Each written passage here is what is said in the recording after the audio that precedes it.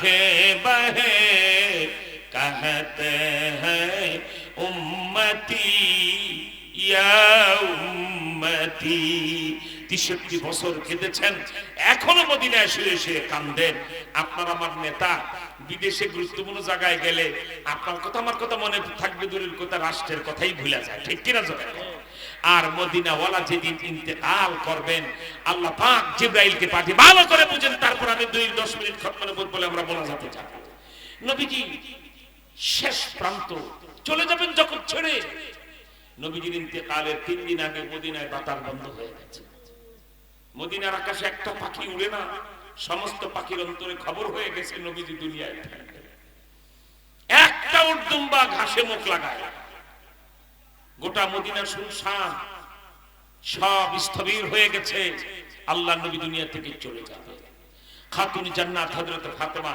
নবীজির ইন্তেকালের দিন নবীজির কাছে বসে হু হু করে কাঁদতেছেন এর মধ্যে হযরত জিবরাইল প্রবেশ করেছেন আজরাইল তার কিছু সময় এসে নবীজির কাছে অনুমতি চাচ্ছেন আল্লাহ নিয়ে যেতে পাঠিয়েছেন আজরাইল আসলে জিবরাইল আসলে আজরাইল সরে গেলেন যেহেতু জিবরাইল আলাইহিস সালাতু ওয়াস সালাম তার বস আমিরুল মালায়েকা ঠিক কিনা জিবরাইল এসে বলছে ইয়া রাসূলুল্লাহ একটা সুসংবাদ নিয়ে এসেছি কি সুসংবাদ ইন্তেকালের পরে আল্লাহ পাক এক একজন নবীকে এক একটা আসমানে নিয়ে সম্মান করে প্রাসাদ বানিয়ে পৃথিবীর কোন রাজা বাদশা এমন প্রাসাদ চোখেও দেখে নাই এক একজন নবীকে এমন মর্যাদাবান প্রাসাদ বানিয়ে আকাশে রেখেছেন আমাকে পাঠিয়েছেন জিবরাইল আমার বন্ধু মুহাম্মদ সাল্লাল্লাহু আলাইহি ওয়াসাল্লাম তো চলে আসবেন জগৎ ছেড়ে অনুমতি নাও তিনি কোন আসমানে থাকতে চান আমার বন্ধু মুহাম্মদ যে আসমানে থাকতে যাবে সব নবীর চেয়ে আরো বেশি সুন্দর করে তার প্রাসাদ বানাবে সুবহানাল্লাহ হুজুর বলেন কোন আসমানে যাবেন আপনি তো দেখেছেন নবীদের বাড়িগুলি কেমন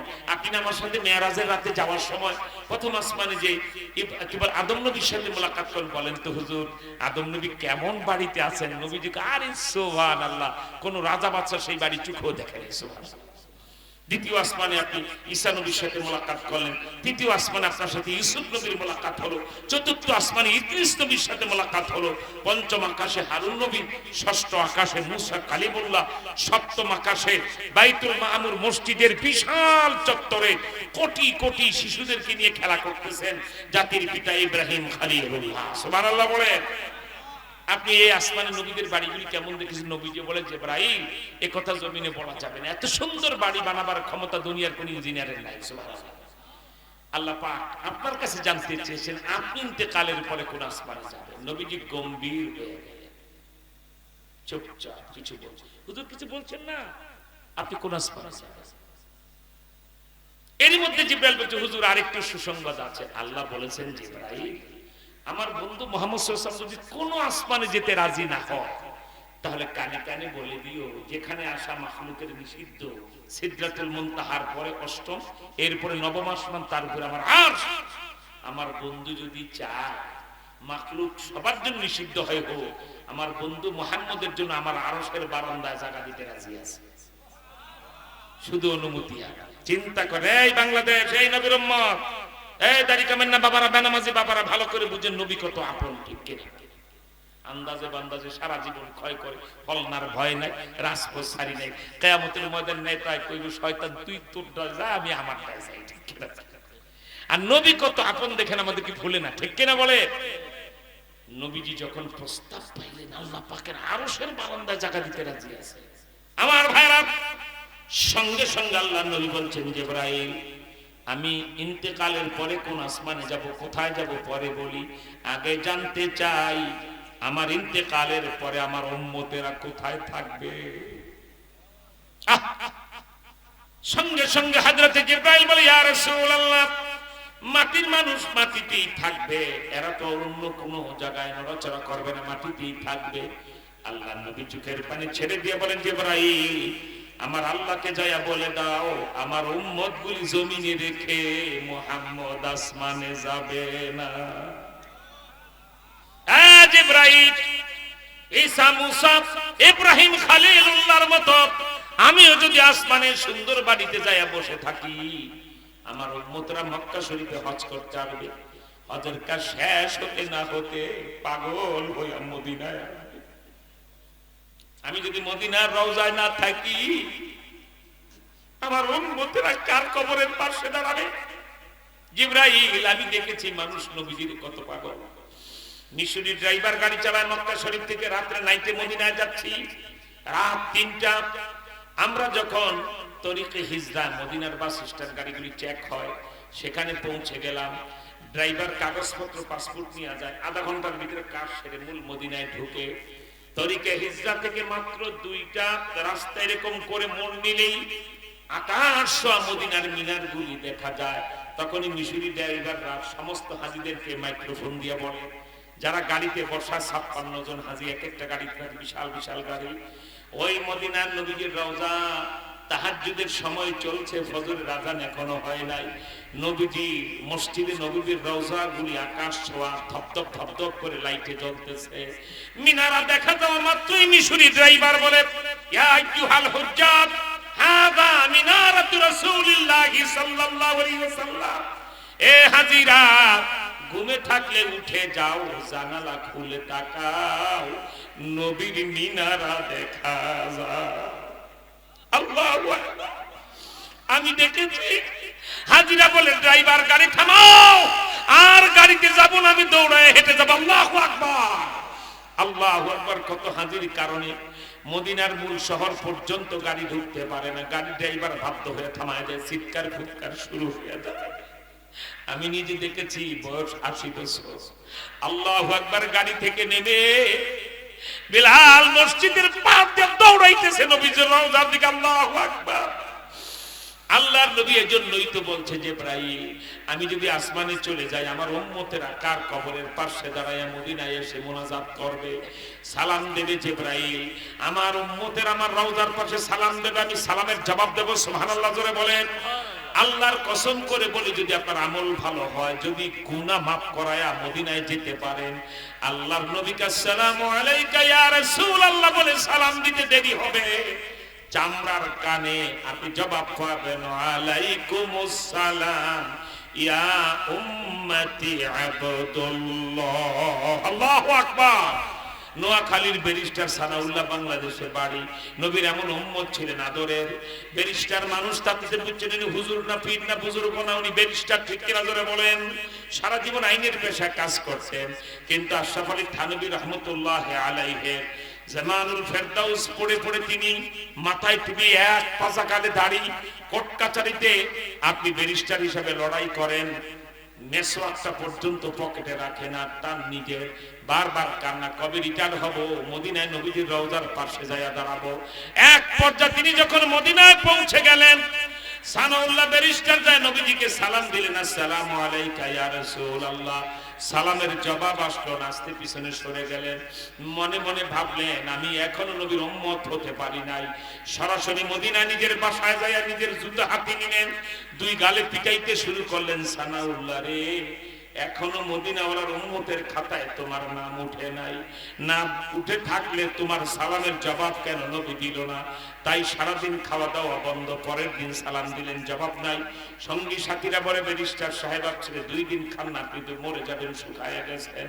উনি এক কথায় বললেন, যার মদিনায় আসছি জবাব না দিলে মদিনার কোনো খাবার খাবো না। আমার ভাইরা, 3য় দিন ব্যারিস্টার সানাউল্লাহ আল্লাহর নবীর রওজার পাশে হেঁটে যেতে পারে না, দুর্বল হয়ে গেছে, লাঠি দিয়ে ভর করে করে রওজার পাশে যায়, বলছে, আসসালামু আলাইকা ইয়া রাসূলুল্লাহ। রওজার ভিতর থেকে সালামের জবাব বের হয়ে গেছে, ওয়া আলাইকুমুস সালাম ইয়া উম্মতি সানাউল্লাহ। আল্লাহু আকবার। আমার ভাইরা, নবীজির জবানে নিজের নাম শুনে চিৎকার করে উঠছেন।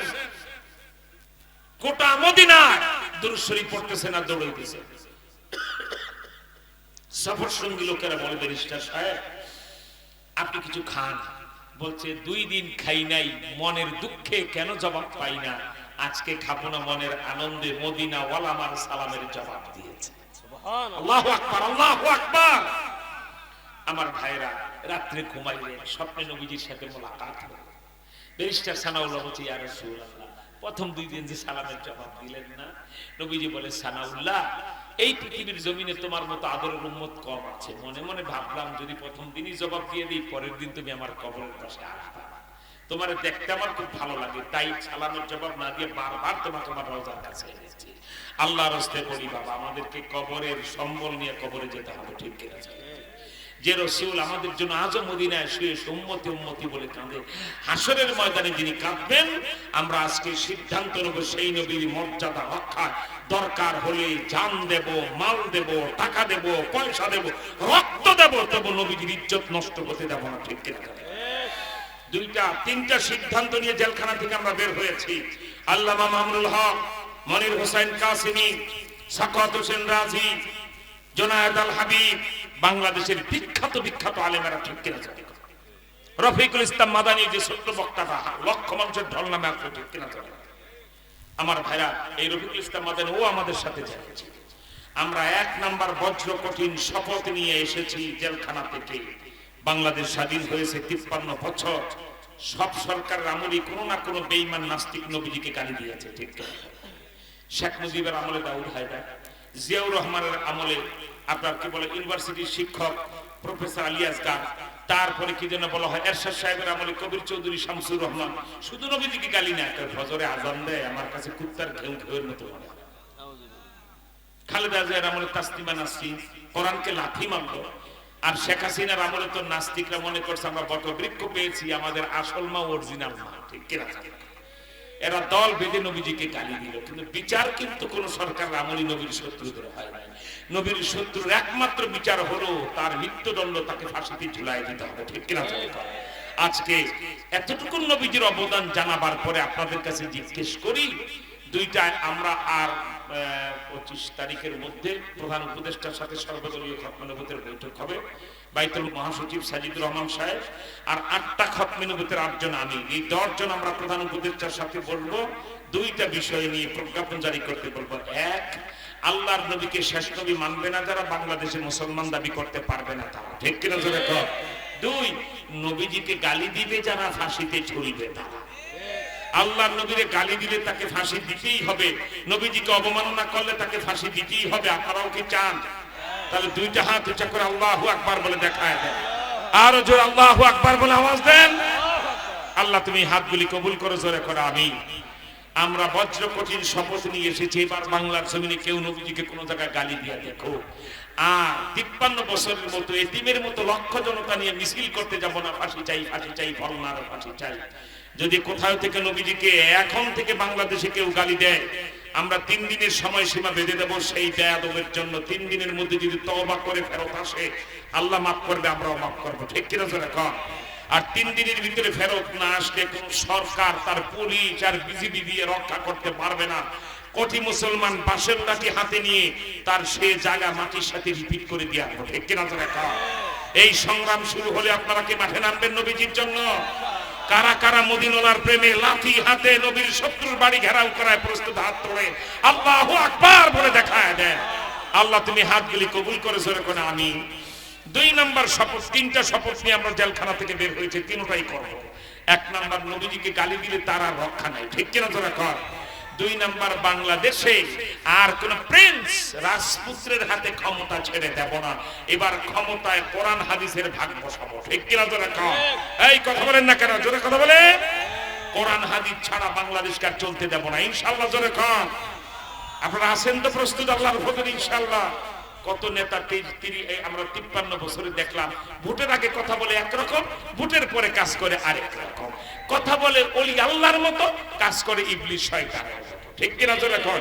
এই না আমাদের দেশের নেতাদের, আরে বাপ রে বাপ, ভোট আসলেই যেই বক্তৃতা যায়, সংগ্রামী ভাইয়ের আমার, এবার যদি বিপুল ভোট আমি নির্বাচিত হতে পারি, আমি এই করব সেই করব, আপনাদেরকে সাদাবাজি করে 12টা বাঁচিয়ে দেবো, ঠিক কিনা?